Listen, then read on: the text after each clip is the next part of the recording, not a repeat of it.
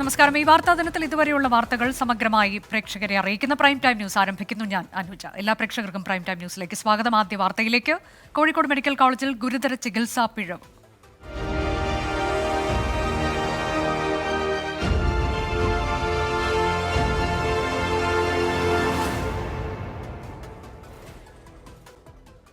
ആറാം വിരൽ ശസ്ത്രക്രിയ ചെയ്ത് നീക്കുന്നതിന് പകരം നാവിലാണ് കോഴിക്കോട് മെഡിക്കൽ കോളേജിൽ സർജറി നടത്തിയത്. കോഴിക്കോട് ചെറുവണ്ണൂർ സ്വദേശിയായ 4 വയസ്സുകാരിയെയാണ് അവയവം മാറ്റി ശസ്ത്രക്രിയ ചെയ്തത്.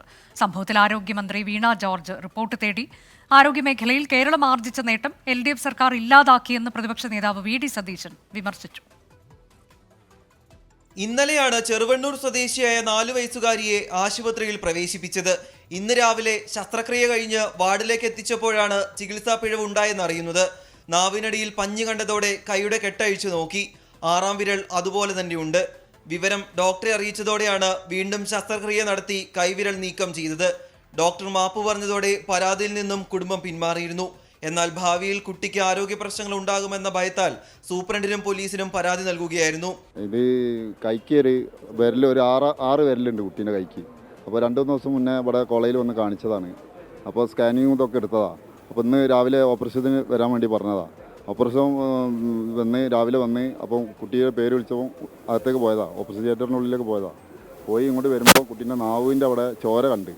അപ്പോഴാണ് പെങ്ങൾ ചോദിക്കുന്നത് ഇതെന്താണ്. അപ്പോൾ നോക്കുമ്പോൾ സിസ്റ്റർ പറഞ്ഞ് നാവിനാണ് ഓപ്പറേഷൻ ചെയ്തത്. അപ്പം തന്നെ പോലെ അങ്ങോട്ട് തന്നെ കൊണ്ടുപോയി. ഇനി ഒരു കുട്ടിക്ക് പ്രശ്നങ്ങൾ വരരുത്.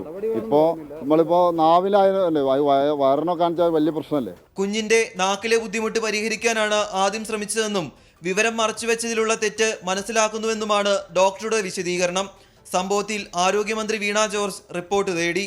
മെഡിക്കൽ കോളേജിൽ കോൺഗ്രസിന്റെയും യൂത്ത് ലീഗിന്റെയും നേതൃത്വത്തിൽ പ്രതിഷേധമുണ്ടായി. ശസ്ത്രക്രിയക്കിടെ വയറ്റിൽ കത്രിക മറന്നുവെക്കുക, കൈവിരൽ ശസ്ത്രക്രിയ ചെയ്യാനെത്തിയ 4 വയസ്സുകാരിയുടെ നാവ് സർജറി ചെയ്യുക. കോഴിക്കോട് മെഡിക്കൽ കോളേജിൽ തുടരുന്ന അനാസ്ഥയ്ക്ക് കൂച്ചുവിലം കിട്ടേ മതിയാകൂ. മുനീഫ് തിരൂരിനൊപ്പം രാഹുൽ സുരേഷ്, 24 കോഴിക്കോട്. ആലപ്പുഴ മെഡിക്കൽ കോളേജ് ആശുപത്രിക്കെതിരെ വീണ്ടും ഗുരുതര ആരോപണം. പനി ബാധിച്ചെത്തിയ 70-കാരിയുടെ മരണത്തിന് കാരണം ചികിത്സാ പിഴവെന്ന് ആരോപിച്ച് ബന്ധുക്കൾ മൃതദേഹവുമായി പ്രതിഷേധിച്ചു. വിഷയത്തിൽ ആശുപത്രി സൂപ്രണ്ട് മെഡിസിൻ വിഭാഗം മേധാവിയോട് റിപ്പോർട്ട് ആവശ്യപ്പെട്ടു. അന്വേഷണം നടത്തുമെന്ന് ആരോഗ്യമന്ത്രി വീണ ജോർജും 24നോട് പറഞ്ഞു. ഇതെന്റെ സ്റ്റേറ്റ്മെന്റാ, ഞാനിത് ഒച്ചത്തിൽ വിളിച്ചു പറയുക. ഇവിടെ ഈ വണ്ടാനം ഹോസ്പിറ്റലിലേക്ക് വരുന്ന പേഷ്യന്റ് ഒന്നുകിൽ ഒച്ച ഉയർത്താൻ കെൽപ്പുള്ളവരായിരിക്കണം, അല്ലെങ്കിൽ രാഷ്ട്രീയ പിടിപാടോ അല്ലെങ്കിൽ വേറെ ഏതെങ്കിലും ബ്യൂറോക്രസിയിൽ പിടിപാടുള്ളവരായിരിക്കണം. 25 ദിവസങ്ങൾക്ക് മുൻപാണ് പുന്നപ്ര സ്വദേശി ഉമൈബ പനി ബാധിച്ച് വണ്ടാനം മെഡിക്കൽ കോളേജിലെത്തുന്നത്. ജനറൽ മെഡിസിൻ വിഭാഗത്തിൽ വാർഡിൽ പ്രവേശിപ്പിച്ചപ്പോൾ മുതൽ മതിയായ ചികിത്സ ലഭിക്കുന്നില്ലെന്ന പരാതി ബന്ധുക്കൾക്കുണ്ടായിരുന്നു. പിന്നീട് രോഗം മൂർച്ഛിച്ച് ന്യൂമോണിയയായി. ഗുരുതരാവസ്ഥയിലായ രോഗിയെ ബന്ധുക്കളുടെ പ്രതിഷേധത്തെ തുടർന്ന് സൂപ്പർ സ്പെഷ്യാലിറ്റി ബ്ലോക്കിൽ തീവ്രപരിചരണ വിഭാഗത്തിലേക്ക് മാറ്റി. ഒരു ദിവസത്തിന് ശേഷം കോട്ടയം മെഡിക്കൽ കോളേജിലേക്ക് റെഫർ ചെയ്തു. ഇന്നലെ രാത്രിയോടെ ഉമൈബ മരിച്ചു. പനിക്ക് ചികിത്സ തേടിയെത്തിയ ഉബൈമ ന്യൂമോണിയ ബാധിച്ച് മരിക്കാൻ കാരണം മെഡിക്കൽ കോളേജിന്റെ അനാസ്ഥയാണെന്ന് ആരോപിച്ച് ബന്ധുക്കൾ മൃതദേഹവുമായി മെഡിക്കൽ കോളേജിൽ പ്രതിഷേധിക്കുകയായിരുന്നു. ഉമ്മയ്ക്ക് ഒരു ചെറിയൊരു പനിയും ബുദ്ധിമുട്ടും ഒക്കെ ആയിട്ടായിരുന്നു വന്നത്. സോഡിയം ഡൗൺ ആയിരുന്നു. അതിൻ്റെതായ 3ാമത്തെ പ്രാവശ്യമാണ്. ആദ്യം വന്ന് പനിയായിട്ടാണ്. ഇവർ വന്ന സമയങ്ങളിലൊക്കെ ഒന്ന് പ്രോപ്പറായിട്ട് ചെക്കപ്പോ കാര്യങ്ങളോ ചെയ്തിരുന്നെങ്കിൽ ഇതെന്തായിരുന്നെന്ന് കൃത്യമായിട്ട് അറിയാൻ പറ്റിയാനെ. അപ്പോൾ ഇതുവരെയും രോഗം നിർണ്ണയിച്ചിട്ടില്ല ഇവർ. ഓക്കെ, 10-24 ദിവസത്തോളം ഞാൻ ഈ വണ്ടാനം ഹോസ്പിറ്റലുണ്ടായിരുന്നു. ഇവിടെ തെക്കും വടക്കും എന്നെ ഇട്ട് എല്ലാ കാര്യങ്ങൾക്കും ഇട്ട് ഓടിക്കുകയും ചെയ്തു. ആ മെഡിസിൻ ഈ മെഡിസിൻ എന്നൊക്കെ പറഞ്ഞ് പുറത്തുനിന്നൊക്കെ എഴുതിയിട്ട് ഇവിടുന്ന് ഡിസ്ചാർജ് ആക്കി വിടുന്നതെന്ന് പറയുന്നത് ഞങ്ങളെ ഒഴിവാക്കി വിടുന്ന പോലെ എന്താകുമായിരുന്നു. ചികിത്സാ രേഖകളിൽ രേഖപ്പെടുത്തിയ അമ്പിളി എന്ന ഡോക്ടർ ഒരിക്കൽ പോലും ഉമൈബയെ പരിശോധിച്ചിട്ടില്ലെന്ന് ബന്ധുക്കൾ മെഡിക്കൽ കോളേജ് സൂപ്രണ്ട് അബ്ദുൽ സലാമിനെ അറിയിച്ചു.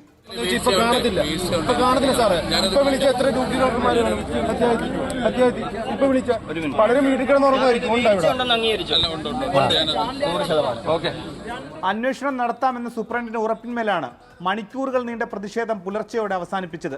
ആഴ്ചകൾക്ക് മുൻപ് അമ്പലപ്പുഴ കരൂർ സ്വദേശി പ്രസവത്തെ തുടർന്നുണ്ടായ അണുബാധയിൽ മരിച്ചിരുന്നു. ഈ പരാതിയിൽ അന്വേഷണം പുരോഗമിക്കുന്നതിനിടെയാണ് ഉബൈമയുടെ മരണം. 24 ആലപ്പുഴ. ഇപ്പോൾ വരുന്ന വളരെ പ്രധാനപ്പെട്ട ഒരു വാർത്തയിലേക്ക്. കോഴിക്കോട് മെഡിക്കൽ കോളേജിലെ ചികിത്സാ പിഴവിൽ ഡോക്ടറെ സസ്പെൻഡ് ചെയ്തു. 4 വയസ്സുകാരിക്ക് ശസ്ത്രക്രിയാ പിഴവ് സംഭവിച്ചുവെന്ന പരാതിയിൽ അസോസിയേറ്റ് പ്രൊഫസർ ഡോക്ടർ ബിജോൺ ജോൺസനെ അന്വേഷണ വിധേയമായി സസ്പെൻഡ് ചെയ്തു. സമീർ സി മുഹമ്മദ് വിശദാംശങ്ങളുമായി. സമീർ, നേരത്തെ ആരോഗ്യമന്ത്രിയുടെ ഇടപെടലുണ്ടായിരുന്നു ഈ വിഷയത്തിൽ. അടിയന്തര റിപ്പോർട്ട് നൽകാനായിരുന്നു നിർദ്ദേശം. ആ റിപ്പോർട്ടിന്റെ അടിസ്ഥാനത്തിലാണോ നടപടി? അനുജ, ഗുരുതരമായിട്ടുള്ള പിഴവാണ് ഡോക്ടർക്ക് സംഭവിച്ചിട്ടുള്ളത് എന്ന് ആരോഗ്യവകുപ്പ് കണ്ടെത്തിയിരിക്കുന്നു. ഇതിന്റെ അടിസ്ഥാനത്തിലാണ് ഇത്തരമൊരു നടപടി. ഈ വിഷയവുമായി ബന്ധപ്പെട്ട് വിശദമായിട്ടുള്ള റിപ്പോർട്ട് സമർപ്പിക്കണമെന്ന് DMEക്ക് ആരോഗ്യമന്ത്രി നിർദ്ദേശം നൽകുകയും ചെയ്തിരുന്നു. അതിന്റെ ഭാഗമായിട്ടുള്ള പ്രാഥമിക അന്വേഷണത്തിലാണ് ഈ ഡോക്ടറുടെ ഭാഗത്തുനിന്ന് ഗുരുതരമായിട്ടുള്ള വീഴ്ച ഉണ്ടായി എന്ന് കണ്ടെത്തിയിട്ടുള്ളത്. ആ ഒരു പശ്ചാത്തലത്തിലാണ് ഇപ്പോൾ അസോസിയേറ്റ് പ്രൊഫസറായിട്ടുള്ള ഡോക്ടർ ബിജോൺ ജോൺസണെ അന്വേഷണ വിധേയമായി സസ്പെൻഡ് ചെയ്തിരിക്കുന്നത്. ഒരു മുതിർന്ന ഡോക്ടർക്ക് ഒരിക്കലും ഉണ്ടാവാൻ പാടില്ലാത്ത വലിയൊരു വീഴ്ചയാണ് ഡോക്ടറുടെ ഭാഗത്തുനിന്ന് ഉണ്ടായത് എന്ന് ആരോഗ്യവകുപ്പ് കണ്ടെത്തിയിട്ടുണ്ട്. കൈയിൻ്റെ 6ാമത്തെ വിരൽ ശസ്ത്രക്രിയ നടത്തേണ്ടതിന് അതിൻ്റെ പകരമായിക്കൊണ്ട് നാവിന് ശസ്ത്രക്രിയ ചെയ്യുന്ന ഒരു സാഹചര്യം ഉണ്ടാകുന്നു. അത് തന്നെ പിന്നീട് ഈ പെൺകുട്ടിയുടെ വായിൽ നിന്ന് രക്തം വരുന്നത് കണ്ട് ആ ബന്ധുക്കൾ അന്വേഷിക്കുമ്പോഴാണ് നാവിനാണ് ഇത്തരത്തിലുള്ള ഒരു സർജറി നടത്തിയിട്ടുള്ളത് എന്ന കാര്യം പറയുന്നത്. എന്നാൽ നാവിനല്ല പ്രശ്നം, കയ്യിനാണ് എന്ന് പറയുന്നു. അതിനുശേഷം പിന്നീട് ആ പെൺകുട്ടിയെ വീണ്ടും മറ്റൊരു ശസ്ത്രക്രിയയ്ക്ക് വിധേയമാക്കുന്നു. അങ്ങനെ കയ്യിന് വീണ്ടും ശസ്ത്രക്രിയ നടത്തുന്ന സാഹചര്യം ഉണ്ടാകുന്നു. തുടർച്ചയായി 2 ശസ്ത്രക്രിയയ്ക്ക് ആ പെൺകുട്ടി വിധേയമാകുന്ന ഒരു സാഹചര്യം ഉണ്ടാകുന്നു. ഒരിക്കലും ഒരു ഉത്തരവാദപ്പെട്ട ആളുടെ ഭാഗത്തുനിന്ന് ഉണ്ടാവാൻ പാടില്ലാത്ത, പ്രത്യേകിച്ചും ഒരു മുതിർന്ന ഡോക്ടറുടെ ഭാഗത്തുനിന്ന് ഉണ്ടാവാൻ പാടില്ലാത്ത സംഭവമാണ് ഉണ്ടായിട്ടുള്ളത്. അത്തരമൊരു വീഴ്ച കണ്ടെത്തിക്കൊണ്ടാണ് ഇപ്പോൾ ഡോക്ടറെ അന്വേഷണ വിധേയമായി സസ്പെൻഡ് ചെയ്തിരിക്കുന്നത്. ഇതുമായി ബന്ധപ്പെട്ട് DME ഉടൻ തന്നെ ആരോഗ്യമന്ത്രിക്ക് റിപ്പോർട്ട് നൽകും എന്ന കാര്യം കൂടി ആരോഗ്യവകുപ്പ് അറിയിക്കുന്നുണ്ട്. അനുജ, ഇതിലിപ്പോൾ സമീർ, ഡോക്ടർ നേരത്തെ തന്നെ തന്റെ പിഴവ് സമ്മതിക്കുകയും അതിൽ മാപ്പ് പറയുകയും ചെയ്തിട്ടുണ്ടല്ലോ. അപ്പോൾ ഇതിൽ ഇനിയും ഒരു അന്വേഷണം എന്നുള്ളത് അത് ഏത് നിലയ്ക്കാകും മുന്നോട്ട് പോവുക?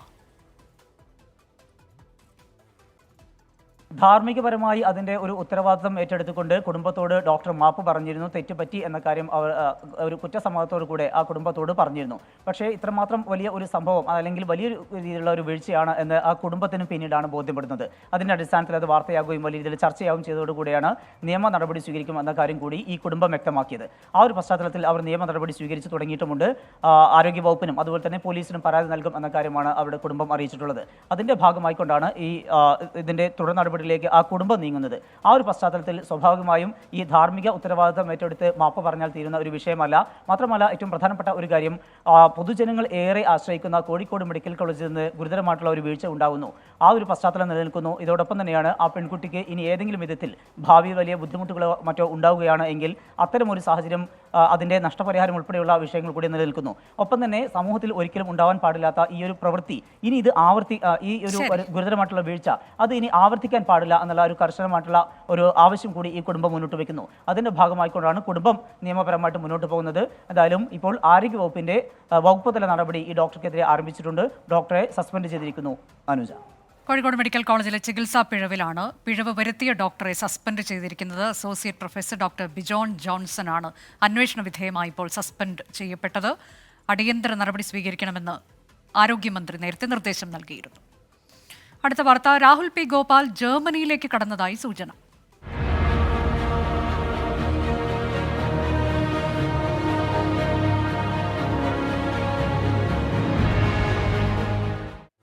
പന്തീരാങ്കാവ് ഗാർഹിക പീഡന കേസിലെ പ്രതി രാഹുൽ പി ഗോപാൽ ജർമ്മനിയിലേക്ക് കടന്നതായി സൂചന. പ്രതിയെ പിടികൂടാൻ കേരള പോലീസ് ഇന്റർപോളിന്റെ സഹായം തേടി. രാഹുൽ ഗോപാലിന്റെ ബാങ്ക് അക്കൗണ്ട് മരവിപ്പിക്കാനും പോലീസ് നടപടി തുടങ്ങി.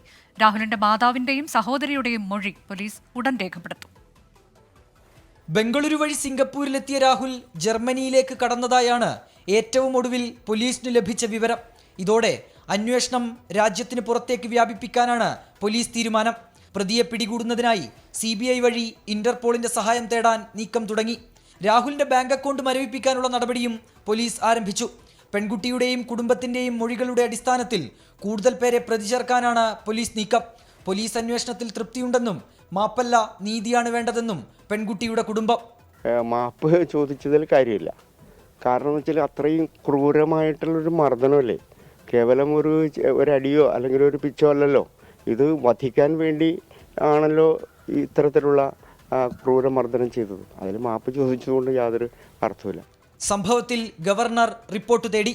I have already given instructions to the Raj Bhavan to seek a report from the police headquarters about this. പ്രതിയുടെ വീട്ടിലെത്തിയ അന്വേഷണ സംഘം CCTV ദൃശ്യങ്ങൾ ശേഖരിച്ചു. തുടരന്വേഷണത്തിൽ ഈ ദൃശ്യങ്ങൾ നിർണായകമാകും. രാഹുലിന്റെ മാതാവിന്റെയും സഹോദരിയുടെയും മൊഴി പോലീസ് ഉടൻ രേഖപ്പെടുത്തും. അതിനിടെ കേസിൽ പന്തീരങ്കാവ് പോലീസിന് വീഴ്ചയെന്നാരോപിച്ച് യൂത്ത് കോൺഗ്രസ് സ്റ്റേഷനിലേക്ക് മാർച്ച് നടത്തി. 24 കോഴിക്കോട്. പന്തീരങ്കാവ് ഗാർഹിക പീഡന കേസിൽ ഭർത്തൃവീട്ടുകാർക്കെതിരെ പെൺകുട്ടി നൽകിയ മൊഴിയിലുള്ളത് ഗുരുതര ആരോപണങ്ങൾ. പ്രതി രാഹുൽ പി ഗോപാൽ കൂടുതൽ സ്ത്രീധനം ചോദിച്ചെന്നും നിർബന്ധിച്ച് മദ്യം കുടിപ്പിച്ചെന്നും മൊഴിയിലുണ്ട്. പന്തീരങ്കാവ് ഗാർഹിക പീഡന കേസിൽ മർദ്ദനത്തിനിരയായ യുവതിയുടെ മൊഴിയിലാണ് കടുത്ത പീഡനമാണ് നേരിട്ടതെന്ന് വ്യക്തമാക്കുന്നത്. വിവാഹം കഴിഞ്ഞതിന്റെ ആദ്യ ദിവസം തന്നെ ഭർത്താവ് പെൺകുട്ടിയുടെ മൊബൈൽ വാങ്ങിവെച്ചു. അഭിനന്ദനമായി വന്ന സന്ദേശങ്ങൾ പോലും മോശമായി ചിത്രീകരിച്ചു. 12-ാം തീയതി പുലർച്ചെ യുവതിയെ മർദ്ദനത്തിനിരയാക്കുമ്പോൾ തൊട്ടടുത്ത മുറിയിൽ രാഹുലിന്റെ അമ്മയും സുഹൃത്തും സഹോദരിയും അടക്കമുള്ളവർ ഉണ്ടായിരുന്നുവെന്നും ഇവരാരും തന്നെ സഹായിക്കാനായി എത്തിയില്ല എന്നും പെൺകുട്ടി മൊഴി നൽകി. കോഴിക്കോട് ബീച്ചിൽ ആദ്യമായി പോയപ്പോൾ ഭർത്തൃമാതാവ് തന്നോട് സംസാരിക്കുന്നില്ല എന്ന് രാഹുലിനോട് പറഞ്ഞു. ഇക്കാര്യം പറഞ്ഞ് രാഹുൽ തന്നെ മർദ്ദിച്ചുവെന്നും മൊഴിയിലുണ്ട്. ഭർത്താവും ഭർത്തൃമാതാവും സുഹൃത്തും ചേർന്ന് ഒരുമിച്ചിരുന്ന് മദ്യപിക്കാറുണ്ട്. തന്നെ ബലം പ്രയോഗിച്ച് മദ്യം കുടിപ്പിച്ചപ്പോൾ താൻ ഛർദ്ദിച്ചുവെന്നും പെൺകുട്ടി മൊഴി നൽകി. 12-ാം തീയതി പുലർച്ചെ മർദ്ദിക്കുന്ന സമയത്ത് തനിക്ക് കൂടുതൽ സ്ത്രീധനത്തിന് അർഹതയുണ്ട് എന്നും ഇനി എന്തെങ്കിലും കൂടി തരുമോ എന്ന് ചോദിച്ചാണ് രാഹുൽ ഉപദ്രവിച്ചതെന്നും പെൺകുട്ടി മൊഴി നൽകിയിട്ടുണ്ട്. 8 പേജുള്ള മൊഴിയാണ് പെൺകുട്ടി ഫറോക്ക് അസിസ്റ്റന്റ് കമ്മീഷണർക്ക് നൽകിയത്. ഈ മൊഴിയുടെ അടിസ്ഥാനത്തിൽ കേസിൽ രാഹുലിന്റെ മാതാവിനെ അടക്കം പ്രതിയാക്കാനുള്ള സാധ്യതയും പോലീസ് പരിശോധിക്കുന്നുണ്ട്. പന്തീരങ്കാവ് ഗാർഹിക പീഡന കേസിൽ മുഖ്യപ്രതിയുടെ അറസ്റ്റിന് മുൻപ് തന്നെ പ്രതിയുടെ അമ്മയുടെ അടക്കം അറസ്റ്റുണ്ടാകാനുള്ള സാധ്യത അന്വേഷണ സംഘം തള്ളിക്കളയുന്നില്ല. പെൺകുട്ടിയുടെ മൊഴി പരിശോധിച്ച ശേഷം കൂടുതൽ നടപടികളിലേക്ക് കടക്കുമെന്നുള്ളതാണ് അന്വേഷണ സംഘം വ്യക്തമാക്കുന്നത്. എസ് ശ്യാംകുമാർ, 24, കൊച്ചി. തിരികെ പ്രൈം ടൈം ന്യൂസിലേക്ക്. ഭീതി വിതയ്ക്കുന്ന ജ്വരം.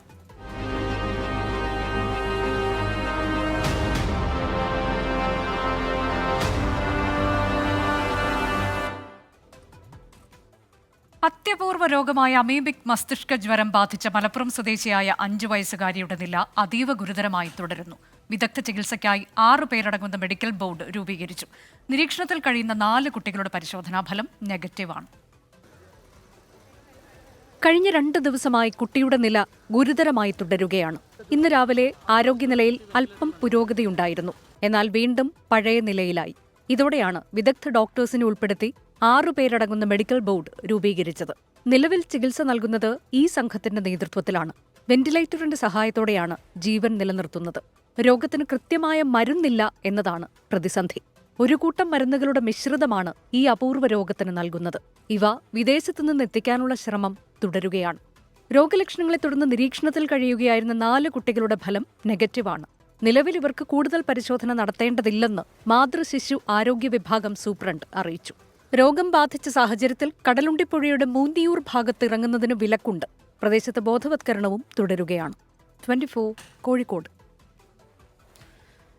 എറണാകുളം വേങ്ങൂർ പഞ്ചായത്തിലെ മഞ്ഞപ്പിത്ത ബാധയിൽ മാജിസ്റ്റീരിയൽ അന്വേഷണത്തിന് ഉത്തരവിട്ട് ജില്ലാ കളക്ടർ. വാട്ടർ അതോറിറ്റിക്ക് വീഴ്ച സംഭവിച്ചുവെന്ന ആരോപണത്തിന്റെ പശ്ചാത്തലത്തിലാണ് അന്വേഷണം. മൂവാറ്റുപുഴ RDOയ്ക്കാണ് ചുമതല. വാട്ടർ അതോറിറ്റി ജീവനക്കാരുടെ അനാസ്ഥയാണ് മഞ്ഞപ്പിത്തം പടർന്നു പിടിക്കാൻ കാരണമായതെന്ന് ആരോഗ്യവകുപ്പ് റിപ്പോർട്ട് നൽകിയിരുന്നു. ഇതിന് പിന്നാലെയാണ് ജില്ലാ കളക്ടറും അന്വേഷണത്തിന് ഉത്തരവിട്ടത്. 2 ആഴ്ചയ്ക്കുള്ളിൽ റിപ്പോർട്ട് സമർപ്പിക്കാനാണ് നിർദ്ദേശം. റിപ്പോർട്ടിന്റെ അടിസ്ഥാനത്തിൽ രോഗബാധയെ തുടർന്ന് സാമ്പത്തിക പ്രതിസന്ധി നേരിടുന്ന കുടുംബങ്ങളുടെ പട്ടിക സർക്കാരിന് കൈമാറും. അതേസമയം വീഴ്ച വരുത്തിയ വാട്ടർ അതോറിറ്റി ജീവനക്കാർക്കെതിരെ നടപടി സ്വീകരിക്കാത്തതിൽ പ്രതിഷേധം ശക്തമാണ്. യൂത്ത് കോൺഗ്രസ് ഉപവാസ സമരം സംഘടിപ്പിച്ചു. 189 പേർക്കാണ് ഇതുവരെ പഞ്ചായത്തിൽ രോഗം സ്ഥിരീകരിച്ചത്. 41 പേർ ആശുപത്രിയിൽ ചികിത്സയിലാണ്. 2 പേരുടെ നില ഗുരുതരമായി തുടരുന്നു. 24 കൊച്ചി. തിരുവനന്തപുരത്ത് അതിശക്തമായ മഴ. മലയോര നഗരമേഖലകളിൽ കനത്ത മഴ ലഭിച്ചു. നഗരത്തിലെ പല റോഡുകളിലും വെള്ളക്കെട്ടുണ്ടായി. പട്ടം, തമ്പാനൂർ, കിഴക്കേക്കോട്ട, കരമന ഭാഗത്ത് ഗതാഗതം തടസ്സപ്പെട്ടു. ശക്തമായ മഴയ്ക്ക് സാധ്യതയുള്ളതിനാൽ ഇന്ന് 9 ജില്ലകളിൽ യെല്ലോ അലർട്ട് പ്രഖ്യാപിച്ചിട്ടുണ്ട്. കേരള, തെക്കൻ തമിഴ്നാട് തീരങ്ങളിൽ ഉയർന്ന തിരമാലയ്ക്കും കടലാക്രമണത്തിനും സാധ്യതയുള്ളതിനാൽ മത്സ്യത്തൊഴിലാളികളും തീരദേശവാസികളും ജാഗ്രത പാലിക്കണമെന്നാണ് നിർദ്ദേശം. തെക്കൻ കേരള തീരത്തും ലക്ഷദ്വീപ് പ്രദേശത്തും മത്സ്യബന്ധനത്തിന് വിലക്ക് ഏർപ്പെടുത്തി. തിരുവനന്തപുരം കാട്ടാക്കടയിൽ വാഹനാപകടം. നിയന്ത്രണം വിട്ട കാർ തോട്ടിലേക്ക് മറിഞ്ഞു. കാറിലുണ്ടായിരുന്നവർ നിസ്സാര പരുക്കുകളോടെ രക്ഷപ്പെട്ടു. ടൂറിസ്റ്റ് കേന്ദ്രമായ കടുമ്പുപാറയിലേക്ക് പോകും വഴിയുള്ള കൊടും വളവിലാണ് അപകടമുണ്ടായത്. പ്രദേശത്ത് അപകടങ്ങൾ തുടർക്കഥയാണെന്ന് നാട്ടുകാർ ആരോപിച്ചു. ഇനി ഇപ്പോഴത്തെ കാലാവസ്ഥ സമർപ്പിക്കുന്നത് Berger paints 100 years of trust.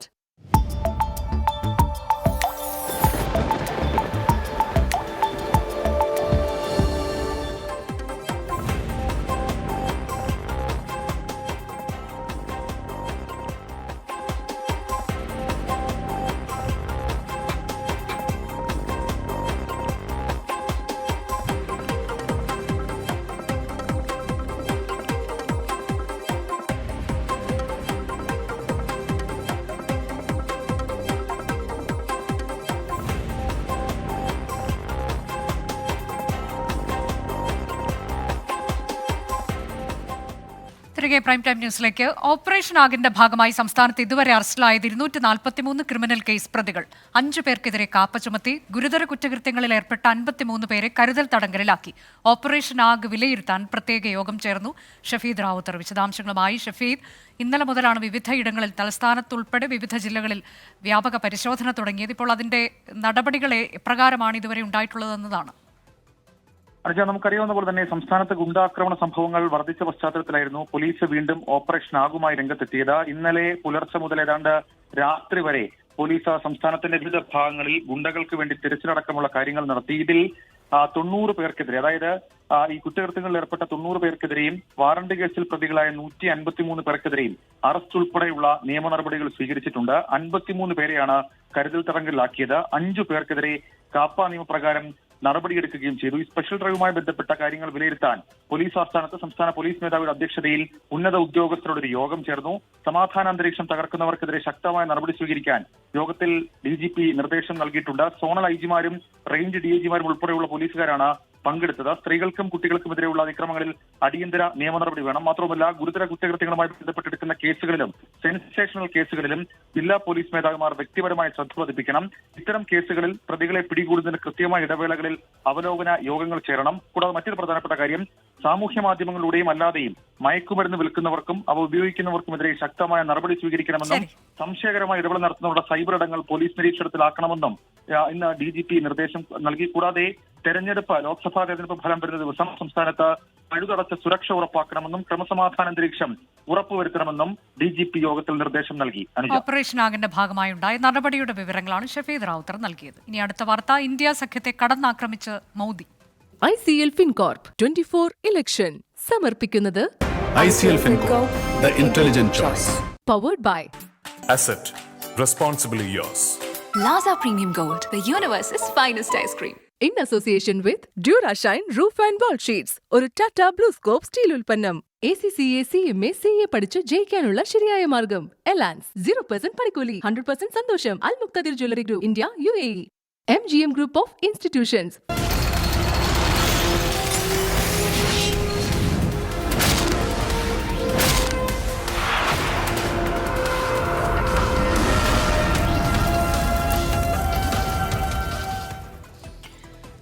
ഉത്തർപ്രദേശിൽ പൗരത്വ ഭേദഗതി നിയമം പ്രചരണായുധമാക്കി പ്രതിപക്ഷത്തെ കടന്നാക്രമിച്ച് പ്രധാനമന്ത്രി നരേന്ദ്രമോദി. മോദി ഗ്യാരണ്ടിയുടെ ഉത്തമ ഉദാഹരണമാണ് CAA നിയമമെന്ന് പ്രധാനമന്ത്രി പറഞ്ഞു. CAA പിൻവലിക്കാൻ പ്രതിപക്ഷത്തെ നരേന്ദ്രമോദി വെല്ലുവിളിച്ചു. ലോക്സഭാ തിരഞ്ഞെടുപ്പ് 5ാം ഘട്ടത്തിലേക്ക് കടക്കാനിരിക്കെ പൗരത്വ ഭേദഗതി നിയമം പ്രധാന പ്രചാരണായുധമാക്കുകയാണ് BJP. മോദി ഗ്യാരണ്ടിയുടെ ഉത്തമ ഉദാഹരണമായാണ് പ്രധാനമന്ത്രി നിയമത്തെ ഉയർത്തിക്കാട്ടിയത്.